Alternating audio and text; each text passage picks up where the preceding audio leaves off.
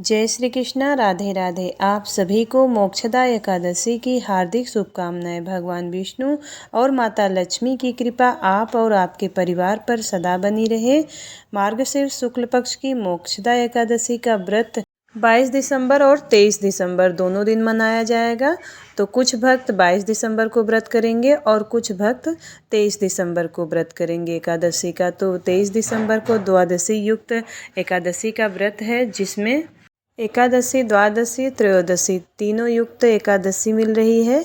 तो ये बहुत ही शुभ माना जाता है। इसलिए आज के दिन जो व्रत करते हैं उनको 1000 एकादशी व्रत के फल की प्राप्ति होती है। तो आज के दिन सुनेंगे मोक्षदा एकादशी व्रत में सुनी जाने वाली संपूर्ण कथा और 11 माता की आरती।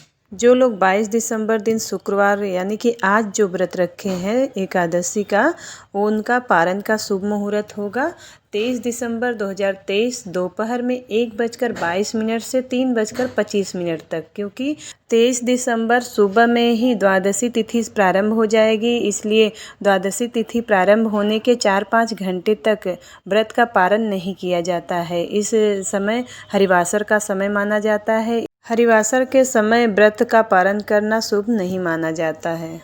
और जो लोग 23 दिसंबर 2023 दिन शनिवार को व्रत रखेंगे, द्वादशी युक्त एकादशी व्रत होगा, उसका पारण का शुभ मुहूर्त होगा 24 दिसंबर को सुबह में 7:08 से 7:45 तक व्रत खोलने का शुभ मुहूर्त रहेगा। तो अब सुनते हैं मोक्षदा एकादशी व्रत की कथा। तो भगवान विष्णु और माता लक्ष्मी का ध्यान करते हुए इस पावन और परम कल्याणकारी कथा का श्रवण करते हैं। अर्जुन ने उत्पन्ना एकादशी की उत्पत्ति, महिमा, महात्म्य आदि सुनकर श्री कृष्ण से कहा, हे परम पूजनीय भगवान श्री कृष्ण, हे त्रिलोकीनाथ, आप सभी को सुख व मोक्ष देने वाले हैं। मैं आपको प्रणाम करता हूँ। हे प्रभु, आप कृपा करने वाले हैं। मेरी एक जिज्ञासा को शांत कीजिए। भगवान श्री कृष्ण ने कहा, हे अर्जुन, जो कुछ भी जानना चाहते हो निर्भय होकर कहो, मैं अवश्य ही तुम्हारी जिज्ञासा को शांत करूंगा। हे प्रभु, यह जो आपने मार्गशीर्ष माह के कृष्ण पक्ष की एकादशी के विषय में बताया है, उससे मुझे बड़ी ही शांति प्राप्त हुई है। अब कृपा करके मार्गशीर्ष माह के शुक्ल पक्ष में जो एकादशी पड़ती है उसके विषय में भी बताने की कृपा करें। उसका नाम क्या है, उस दिन कौन से देवता की पूजा की जाती है और उसकी पूजन विधि क्या है, उसका व्रत करने से मनुष्य को क्या फल मिलता है। प्रभु, मेरे इन प्रश्नों का विस्तार सहित उत्तर देकर मेरी जिज्ञासा को दूर कीजिए, आपकी बड़ी कृपा होगी। अर्जुन की जिज्ञासा सुनकर भगवान श्री कृष्ण बोले, हे अर्जुन, तुमने बहुत ही श्रेष्ठ प्रश्न किया है, इसलिए तुम्हारा यश संसार में फैलेगा। मार्गशीर्ष माह के शुक्ल पक्ष की एकादशी अनेक पापों को नष्ट करने वाली है और संसार में इसे मोक्षदा एकादशी के नाम से जाना जाता है। इस एकादशी के दिन श्री दामोदर भगवान का धूप, दीप, नैवेद्य आदि से भक्ति पूर्वक पूजन करना चाहिए। हे कुंती पुत्र, इस एकादशी व्रत के पुण्य के प्रभाव से नरक में गए हुए माता पिता, पितरादि को स्वर्ग की प्राप्ति होती है। इसकी कथा एक पुराण में इस प्रकार है, इसे ध्यान पूर्वक सुनो। वैशानख नाम का एक राजा प्राचीन नगर में राज करता था। उसके राज्य में चारों वेदों के ज्ञाता ब्राह्मण रहते थे। राजा अपनी प्रजा का पुत्रवत पालन किया करता था। एक रात्रि को स्वप्न में राजा ने अपने पिता को नरक की यातनाएं भोगते देखा। इस प्रकार का स्वप्न देखकर राजा बड़ा ही व्याकुल हुआ। वह बेचैनी से सुबह होने की प्रतीक्षा करने लगा। सुबह होते ही उसने ब्राह्मणों को बुलाकर उनके समक्ष अपने स्वप्न की बात बताई। हे ब्राह्मणों, रात्रि में स्वप्न मैंने अपने पिता को नरक की यातनाएं भोगते देखा। उन्होंने मुझसे कहा कि हे पुत्र, मैं घोर नरक भोग रहा हूँ, मेरी यहाँ से मुक्ति कराओ। जब मैंने उनके यह वचन सुने तब से मुझे चैन नहीं है। मुझे अब राज्य, सुख, ऐश्वर्य, हाथी घोड़े, धन, स्त्री, पुत्र आदि कुछ भी सुखदायक प्रतीत नहीं हो रहे हैं। अब मैं क्या करूं? कहाँ जाऊं? इस दुख के कारण मेरा शरीर तप रहा है। आप लोग मुझे किसी प्रकार का तप, दान, व्रत आदि बताएं जिससे मेरे पिता को मुक्ति प्राप्त हो। यदि मैंने अपने पिता को नरक की यातनाओं से मुक्त कराने के प्रयास नहीं किए तो मेरा जीवन निरर्थक है। जिसके पिता नरक की यातनाएं भोग रहे हों उस व्यक्ति को इस धरती पर सुख भोगने का कोई अधिकार नहीं है। ब्राह्मण देव, मुझे शीघ्र ही इसका कोई उपाय बताने की कृपा करें। राजा के आंतरिक दुख की पीड़ा को सुनकर ब्राह्मणों ने आपस में विचार विमर्श किया। फिर एक मत होकर बोले, राजन, वर्तमान, भूत और भविष्य के ज्ञाता पर्वत नाम के एक मुनि हैं। वे यहाँ से अधिक दूर नहीं हैं। आप अपनी यह व्यथा उनसे जाकर कहें। वे अवश्य ही इसका कोई सरल उपाय आपको बता देंगे। ब्राह्मणों की यह बात मानकर राजा मुनि के आश्रम पर गए। आश्रम में अनेक शांतचित्त योगी और मुनि तपस्या कर रहे थे। चारों वेदों के ज्ञाता पर्वत मुनि दूसरे ब्रह्मा के समान बैठे जान पड़ रहे थे। राजा ने उन्हें दंडवत प्रणाम किया तथा अपना परिचय दिया। पर्वत मुनि ने राजा से कुशल क्षेम पूछी। तब राजा ने बताया, हे मुनिवर, आपकी कृपा से मेरे राज्य में सब कुशल है, किंतु मेरे समक्ष अकस्मात ही एक ऐसी समस्या आ खड़ी हुई जिससे मेरा हृदय बड़ा ही अशांत हो रहा है। फिर राजा ने मुनि को व्यथित हृदय से रात में देखे गए स्वप्न की पूरी बात बताई और फिर दुखी स्वर में बोला, हे महर्षि, आप कृपा करें, मेरा मार्गदर्शन करें कि ऐसे मुझे क्या करना चाहिए, कैसे मैं अपने पिता को नरक की यातना से मुक्ति दिलाऊं। राजा की बात पर्वत मुनि ने गंभीरता पूर्वक सुनी। फिर नेत्र बंद कर भूत और भविष्य पर विचार करने लगे।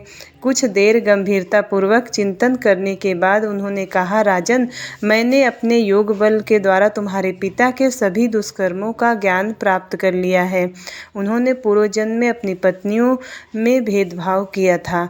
बड़ी पत्नी की कहने पर आकर उन्होंने अपनी दूसरी पत्नी को ऋतुदान मांगने पर नहीं दिया था। उसी पाप कर्म के फल से तुम्हारा पिता नरक में गया है। यह जानकर वैखानस के याचना भरे स्वर में कहा कि हे ऋषिवर, मेरे पिता के उद्धार का कोई उपाय बताने की कृपा करें। किस प्रकार वे इस पाप से मुक्त होंगे? इस पर पर्वत मुनि बोले, हे राजन, मार्गशीर्ष मास में शुक्ल पक्ष में जो एकादशी होती है उसे मोक्षदा एकादशी कहते हैं। यह मोक्ष प्रदान करने वाली है। आप इस मोक्षदा एकादशी का व्रत करें और उस व्रत के पुण्य को संकल्प करके अपने पिता को अर्पित कर दें। एकादशी के पुण्य प्रभाव से अवश्य ही आपके पिता की मुक्ति होगी। पर्वत मुनि के वचनों को सुनकर राजा अपने राज्य को लौट आया और परिवार सहित मोक्षदा एकादशी का व्रत विधिपूर्वक व्रत किया। इस व्रत के पुण्य को राजा ने अपने पिता को अर्पित कर दिया। इस पुण्य के प्रभाव से राजा के पिता को सहज ही मुक्ति मिल गई। स्वर्ग को प्रस्थान करते हुए राजा के पिता ने कहा, हे पुत्र, तेरा कल्याण हो। इतना कहकर राजा के पिता ने स्वर्ग को प्रस्थान किया। हे पांडुपुत्र, जो मनुष्य मार्गशीर्ष माह के शुक्ल पक्ष की एकादशी का उपवास करते हैं उनके सभी पाप नष्ट हो जाते हैं और इस कथा को पढ़ने व सुनने से अनंत फल प्राप्त होता है। यह उपवास मोक्ष प्रदान करने वाला चिंतामणि के समान है, जिससे उपवास करने वाले की भी सभी मनोकामना पूर्ण होती है। हे अर्जुन, प्रत्येक मनुष्य की प्रबल इच्छा होती है कि वह मोक्ष प्राप्त करे। मोक्ष की इच्छा करने वालों के लिए मोक्षदा एकादशी का यह उपवास अति महत्वपूर्ण है। पिता के प्रति पुत्र के दायित्व का इस कथा से श्रेष्ठ दृष्टांत दूसरा कोई नहीं है। अतः भगवान श्री हरि विष्णु के निमित्त यह उपवास पूर्ण निष्ठा व श्रद्धा से करना चाहिए। धर्मराज युधिष्ठिर को बताकर भगवान श्री कृष्ण मौन हो गए। तब धर्मराज युधिष्ठिर ने भी भगवान श्री कृष्ण के बताए अनुसार इस एकादशी व्रत का पालन किया, जिससे महाभारत युद्ध में मारे गए उनके सभी संबंधियों को भी मोक्ष की प्राप्ति हुई। बोलिए विष्णु भगवान की जय। अब सुनिए भगवान विष्णु को प्रसन्न करने के लिए तुलसी माता की कथा। श्रीमद् देवी भागवत पुराण में इनके अवतरण की दिव्य लीला कथा भी बताई गई है। एक बार शिव ने अपने तेज को समुद्र में फेंक दिया। उससे एक महातेजस्वी बालक ने जन्म लिया। यह बालक आगे चलकर जलंधर के नाम से पराक्रमी दैत्य राजा बना। इसकी राजधानी का नाम जालंधर नगरी था। दैत्यराज कालनेमी की कन्या वृंदा का विवाह जलंधर से हुआ। जालंधर महाराक्षस था। अपनी सत्ता के मद में चोर उसने अब माता लक्ष्मी को पाने की कामना से युद्ध किया, परंतु समुद्र से ही उत्पन्न होने के कारण माता लक्ष्मी ने उसे अपने भाई के रूप में स्वीकार किया। वहां पराजित होकर वह देवी पार्वती को पाने की लालसा से कैलाश पर्वत पर गया। भगवान देवाधिदेव शिव का ही रूप धरकर माता पार्वती के समीप गया, परंतु मां ने अपने योग बल से उसे तुरंत पहचान लिया तथा वहां से अंतर्ध्यान हो गई। देवी पार्वती ने क्रुद्ध होकर सारा वृतांत भगवान विष्णु को सुनाया। जलंधर की पत्नी वृंदा अत्यंत पतिव्रता स्त्री थी। उसी के पतिव्रत धर्म की शक्ति से जलंधर न तो मारा जाता था और न ही पराजित होता था। इसलिए जालंधर का नाश करने के लिए वृंदा के पतिव्रत धर्म को भंग करना बहुत जरूरी था। इसी कारण भगवान विष्णु ऋषि का वेश धारण कर वन में जा पहुंचे, जहां वृंदा अकेली भ्रमण कर रही थी। भगवान के साथ 2 मायावी राक्षस भी थे, जिन्हें देखकर वृंदा भयभीत हो गई। ऋषि ने वृंदा के सामने पल में दोनों को भस्म कर दिया। उनकी शक्ति देखकर वृंदा ने कैलाश पर्वत पर महादेव के साथ युद्ध कर रहे अपने पति जलंधर के बारे में पूछा। ऋषि ने अपने माया जाल से 2 बानर प्रकट किए। एक बानर के हाथ में जलंधर का सिर था और दूसरे के हाथ में धड़। अपने पति की यह दशा देखकर वृंदा मूर्छित होकर गिर पड़ी। होश में आने पर उन्होंने ऋषि रूपी भगवान से विनती की कि उसके पति को जीवित करे। भगवान ने अपनी माया से पुनः जालंधर का सिर धड़ से जोड़ दिया, परंतु स्वयं भी वह उसी शरीर में प्रवेश कर गए। वृंदा को इस छल का जरा सा भी आभास नहीं हुआ। जालंधर बने भगवान के साथ वृंदा पतिव्रता का व्यवहार करने लगी, जिससे उसका सतीत्व भंग हो गया। ऐसा होते ही वृंदा का पति जलंधर युद्ध में हार गया। इस सारी लीला का जब वृंदा को पता चला तो उसने क्रुद्ध होकर भगवान विष्णु को शिला होने का श्राप दे दिया तथा स्वयं सती हो गई। जहाँ वृंदा भस्म हुई वहाँ तुलसी का पौधा उगा। भगवान विष्णु ने वृंदा से कहा कि हे वृंदा, तुम अपने सतीत्व के कारण मुझे लक्ष्मी से भी अधिक प्रिय हो गई हो। अब तुम तुलसी के रूप में सदा मेरे साथ रहोगी। जो मनुष्य भी मेरे शालिग्राम रूप के साथ तुलसी का विवाह करेगा, उसे इस लोक और परलोक में विपुल यश प्राप्त होगा। जिस घर में तुलसी होती है वहाँ यम के दूत भी असमय नहीं जा सकते। गंगा व नर्मदा के जल में स्नान तथा तुलसी का पूजन बराबर माना जाता है, चाहे मनुष्य कितना भी पापी क्यों न हो। मृत्यु के समय जिसके प्राण मंजरी रहित तुलसी और गंगा जल मुख में रखकर निकल जाते हैं, वह पापों से मुक्त होकर वैकुंठ धाम को प्राप्त होता है। जो मनुष्य तुलसी व आंवलों की छाया में अपने पितरों का श्राद्ध करता है, उसके पितर मोक्ष को प्राप्त हो जाते हैं। उसी दैत्य जालंधर की यह भूमि जलंधर नाम से विख्यात है। सती वृंदा का मंदिर मोहल्ला कोट किशन चंद्र में स्थित है। कहते हैं कि इस स्थान पर एक प्राचीन गुफा भी थी, जो सीधी हरिद्वार तक जाती थी। सच्चे मन से 40 दिनों तक सती वृंदा के मंदिर में पूजा करने से सभी मनोरथ पूर्ण हो जाते हैं। बोलिए तुलसी माता की जय। युधिष्ठिर ने पूछा, हे भगवान, पुण्यमयी एकादशी तिथि उत्पन्न हुई है, इस संसार में क्यों पवित्र मानी गई हैं तथा देवताओं को कैसे प्रिय हुई? श्री भगवान बोले, कुंती नंदन, प्राचीन समय की बात है। सतयुग में मूर नामक दानव रहता था। वह बड़ा ही अद्भुत, अत्यंत रौद्र तथा संपूर्ण देवताओं के लिए भयंकर था। उस काल रूपधारी दुरात्मा महासुर ने इंद्र को भी जीत लिया था। संपूर्ण देवता उससे परास्त होकर स्वर्ग से निकाले जा चुके थे और संकित तथा भयभीत होकर पृथ्वी पर विचर रहे थे। एक दिन सब देवता महादेव जी के पास गए। वहां इंद्र ने भगवान शिव के आगे सारा हाल कह सुनाया। इंद्र बोले, महेश्वर, ये देवता स्वर्गलोक से भ्रष्ट होकर पृथ्वी पर विचर रहे हैं। मनुष्यों में रहकर इनकी शोभा नहीं होती। देव, कोई उपाय बताइए, देवता किसका सहारा ले? महादेव जी ने कहा, देवराज, जहाँ सबको शरण देने वाले, सबकी रक्षा में तत्पर रहने वाले, जगत के शरण देने वाले, सबकी रक्षाएं तत्पर रहने वाले, जगत के स्वामी भगवान गरुड़ ध्वज विराजमान है, वहाँ जाओ, वे तुम लोगों की रक्षा करेंगे। भगवान श्री कृष्ण कहते हैं, युधिष्ठिर महादेव जी की बात सुनकर परम बुद्धिमान देवराज इंद्र संपूर्ण देवताओं के साथ वहाँ गए। भगवान गदाधर क्षीर सागर के जल में सो रहे थे। उनका दर्शन करके इंद्र ने हाथ जोड़कर स्तुति आरंभ की।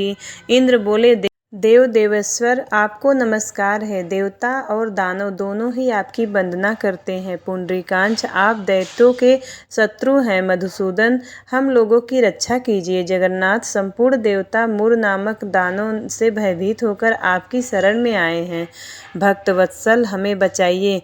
देवेश्वर हमें बचाइए। जनार्दन हमारी रक्षा कीजिए। दानवों का विनाश करने वाले कमल नयन हमारी रक्षा कीजिए। प्रभु हम सब लोग आपके समीप आए हैं, आपकी ही शरण में आ पड़े हैं। भगवान शरण में आए हुए देवताओं की सहायता कीजिए। देव आप ही पति, आप ने ही मति, आप ही कर्ता और आप ही के कारण हैं। आप ही सब लोगों की माता और आप ही इस जगत के पिता हैं। भगवान देव देवेश्वर शरणागत वत्सल देवता भयभीत होकर आपकी शरण में आए हैं। प्रभु अत्यंत उग्र स्वभाव वाले महाबली मूर नामक दैत्य ने संपूर्ण दूर देवताओं को जीतकर इन्हें स्वर्ग से निकाल दिया है। इंद्र की बात सुनकर भगवान विष्णु बोले, देवराज वह दानव कैसा है, उसका रूप और बल कैसा है तथा उस दुष्ट के रहने का स्थान कहाँ है। इंद्र बोले, देवेश्वर पूर्व काल में ब्रह्मा जी के वंश में तालजंग नामक एक महान असुर उत्पन्न हुआ था, जो अत्यंत भयंकर था। उसका पुत्र मूर दानव के नाम से विख्यात हुआ। वह भी अत्यंत उत्कट महापराक्रमी और देवताओं के लिए भयंकर है। चंद्रावती नाम से प्रसिद्ध एक नगरी है, उसी में स्थान बनाकर वह निवास करता है। उस दैत्य ने समस्त देवताओं को परास्त करके स्वर्गलोक से बाहर कर दिया है। उसने एक दूसरे ही इंद्र को स्वर्ग के सिंहासन पर बैठाया है। अग्नि, चंद्रमा, सूर्य, वायु तथा वरुण भी उससे दूसरे ही बनाए हैं। जनार्दन मैं सभी बात बता रहा हूँ, उसने सब कोई दूसरे ही कर लिए हैं। देवताओं को तो प्रत्येक स्थान से वंचित कर दिया है। इंद्र का कथन सुनकर भगवान जनार्दन को बड़ा क्रोध हुआ। वे देवताओं को साथ लेकर चंद्रावती पुरी में गए। देवता ने देखा दैत्यराज बारंबार गर्जना कर रहा है। उससे परास्त होकर संपूर्ण देवता दसों दिशाओं में भाग गए। अब वह दानव भगवान विष्णु को देखकर बोला, खड़ा रह, खड़ा रह। उसकी ललकार सुनकर भगवान के नेत्र क्रोध से लाल हो गए। वे बोले, अरे दुराचारी दानव, मेरे इन भुजाओं को देख।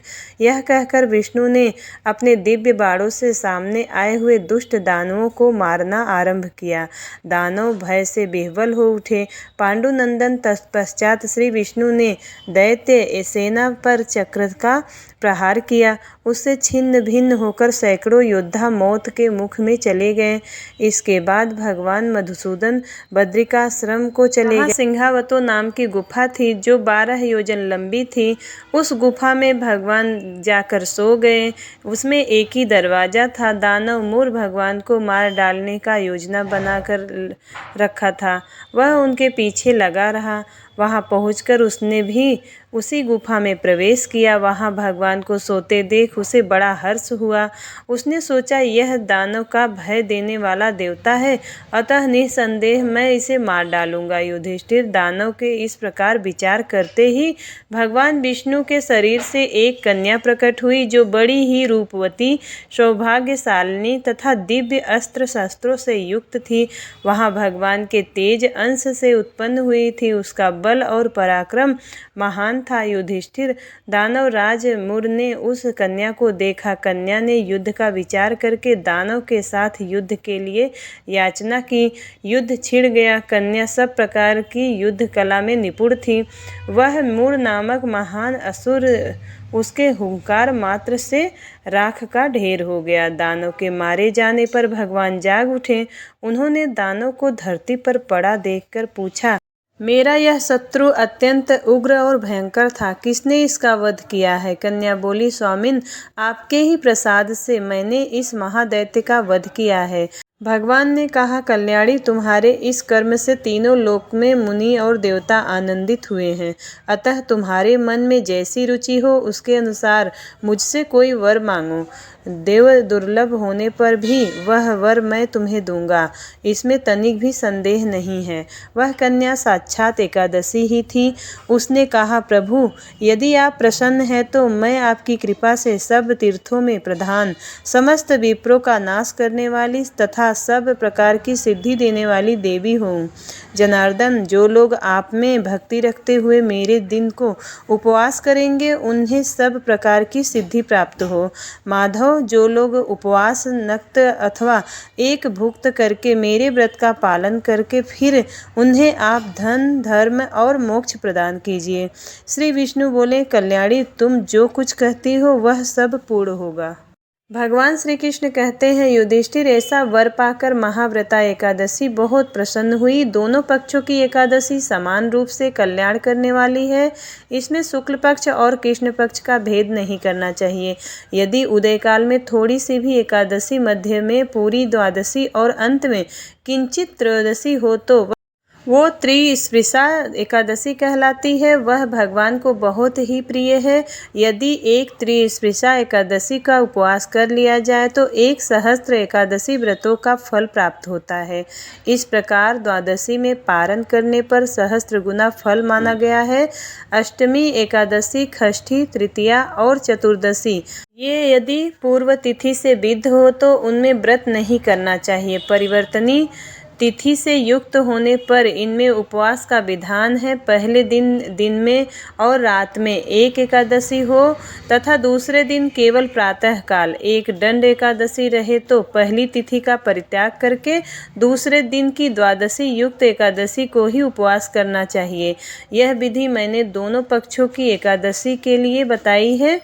जो मनुष्य एकादशी को उपवास करता है वह वैकुंठ धाम में, जहाँ साक्षात भगवान गरुड़ ध्वज विराजमान है, जाता है। जो मानव हर समय एकादशी के महात्म का पाठ करता है उसे सहस्त्र गोदानों से युक्त पुण्य फल प्राप्त होता है। जो दिन या रात में भक्ति पूर्वक इस महात्म का श्रवण करते हैं वे निःसंदेह ब्रह्म हत्या आदि पापों से मुक्त हो जाते हैं।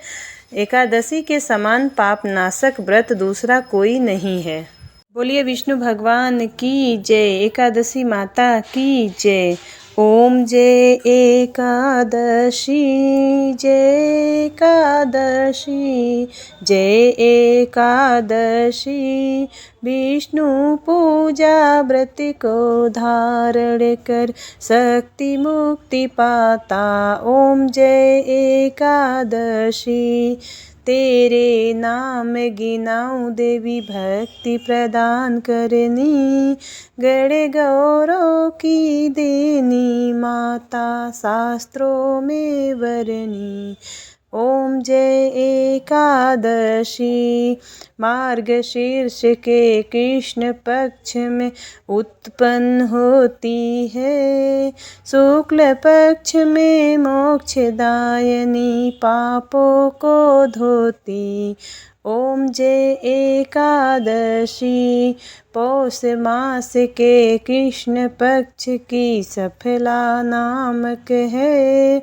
शुक्ल पक्ष में होए पुत्रदा में कृष्ण पक्ष आवे। शुक्ल पक्ष में जया कहावे विजय सदा पावे। ओम जय एकादशी। विजया फाल्गुन कृष्ण पक्ष में शुक्ल आमल की। पाप मोचनी कृष्ण पक्ष में चैत्र माह बाल की।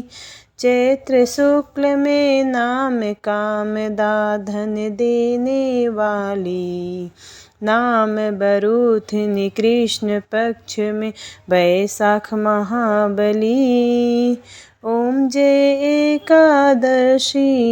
शुक्ल पक्ष में होए मोहनी अपराजेष्ठ कृष्ण पक्षी। नाम निर्जला सब सुख करनी शुक्ल पक्ष रखी। योगिनी नाम आषाढ़ में जानो कृष्ण पक्ष वरनी। ओम देवसैनी नाम कहायो शुक्ल पक्ष धरनी। ओम जय एकादशी।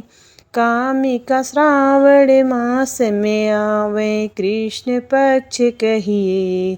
श्रावण शुक्ल होय पुत्रदा आनंद से रहिए।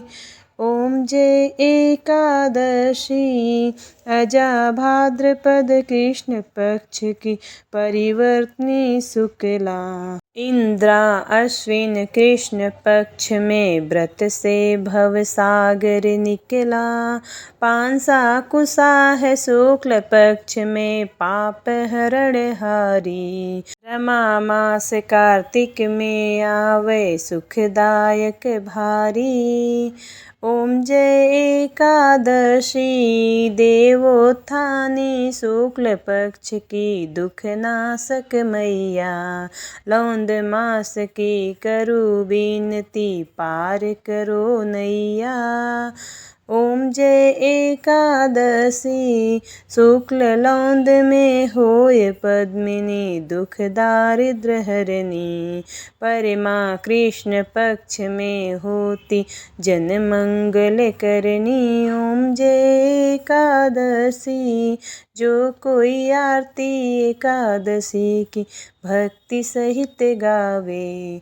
जन रघुनाथ स्वर्ग का वासा निश्चय वह पावे। ओम जय एकादशी मैया जय एकादशी।